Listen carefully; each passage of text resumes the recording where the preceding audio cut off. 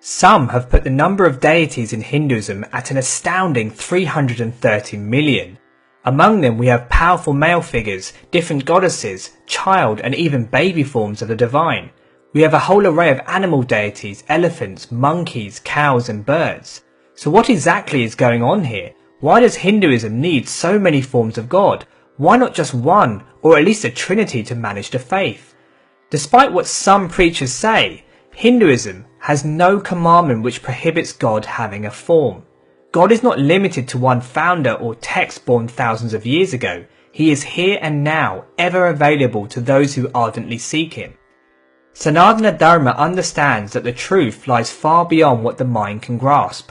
But at the same time, this one God, one reality, one personality can be revealed in any number of ways. If there is one thing we can conclude from creation, it is that God loves diversity. No two people are exactly the same. There are millions of species of life, and there are endless stars and galaxies. The vast array of gods and goddesses are indicative of the infinite nature of divinity. In Hinduism, there is an inherent appreciation that although God is unknown, he possesses endless qualities and attributes.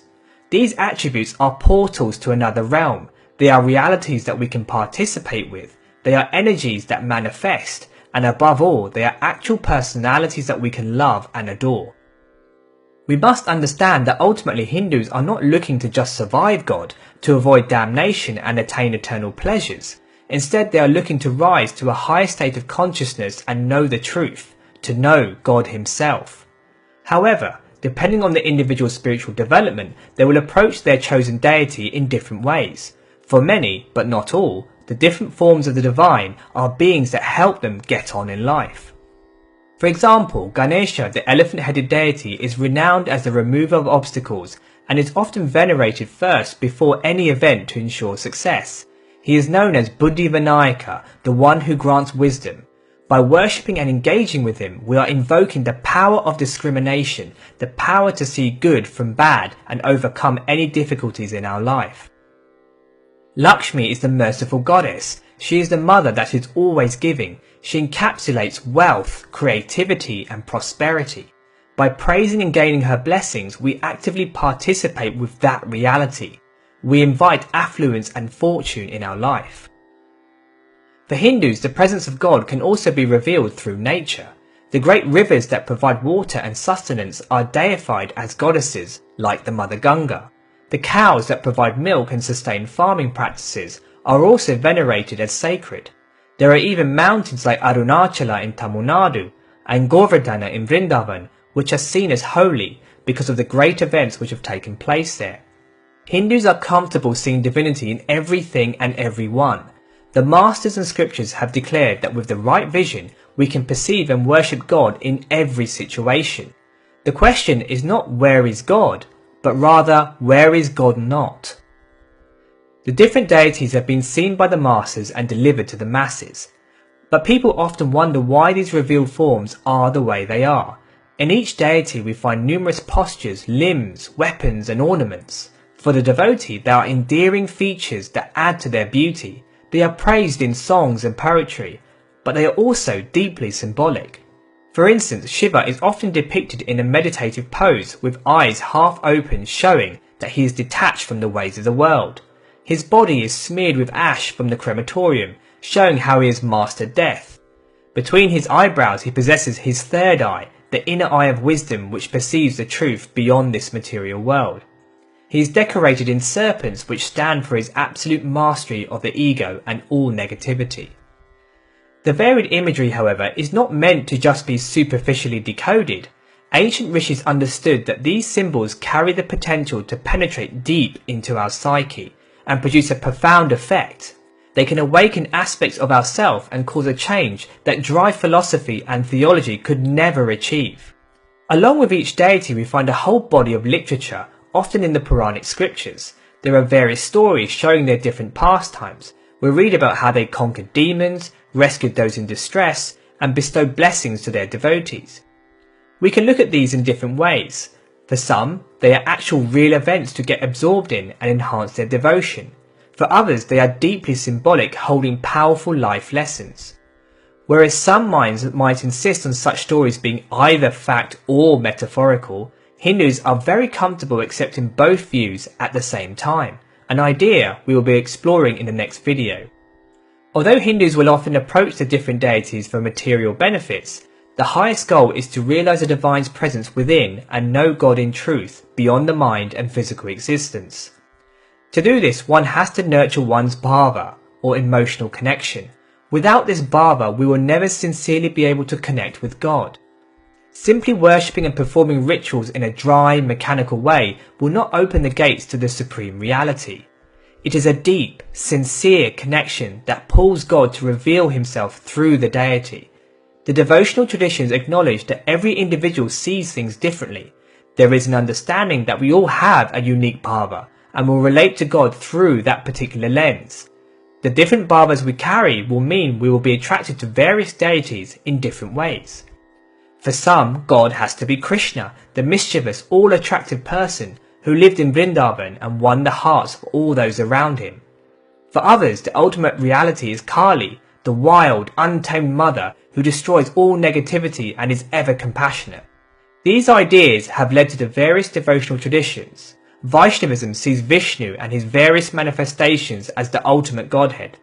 Shaivism sees Shiva as the supreme. And the Shakta groups see the various forms of the goddess as the highest. Each tradition is a response to the feeling of devotees, and each tradition has a long lineage of masters who have embodied the highest devotional states for that deity. But the diversity doesn't just stop there. Even amongst each major deity we find even more expansions. For instance, Vishnu has a number of avatars or incarnations like Krishna, Rama and Narasimha. Narasimha is the half-lion, half-man deity, who is fierce and full of rage, ready to protect his devotees and destroy all evil influences.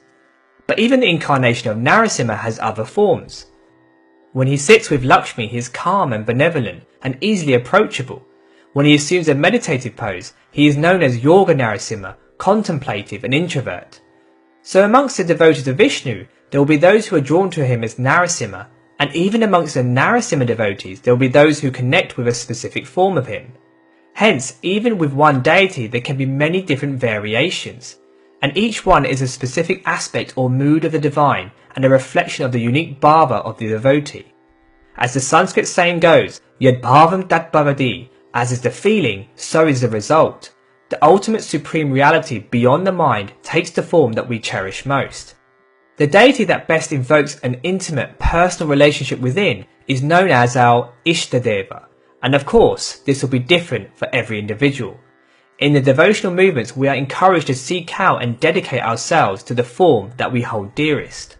By worshipping, surrendering and constantly meditating on this form of God, the deity becomes awakened in our heart. It pervades our world and reality. We become fully absorbed in this form, in all its glory, then we begin to see it everywhere and in everyone. Gradually, through intense devotion, we encounter firsthand the ultimate divinity that lies beyond the mind and all material existence.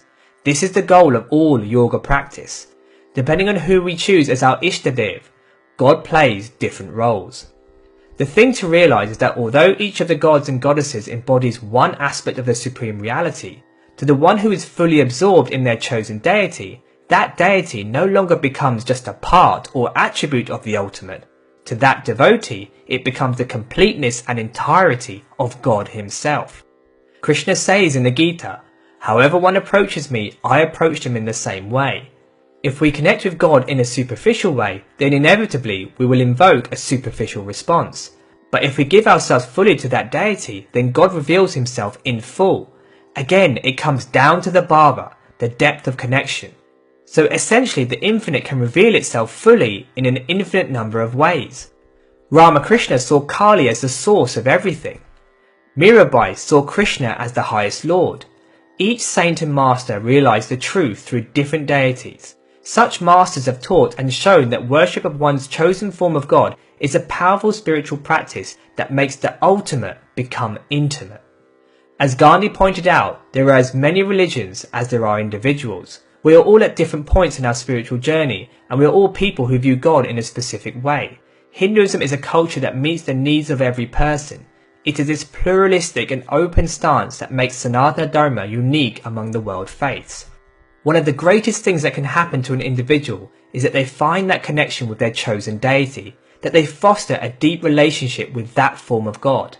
Such a relationship effortlessly steadies the mind and draws the distant transcendent divinity to the seeker. As the great devotional masters have shown, in the depth of that connection lies the secret of life, the secret of who we are and the secret of who God really is. Many thanks for listening.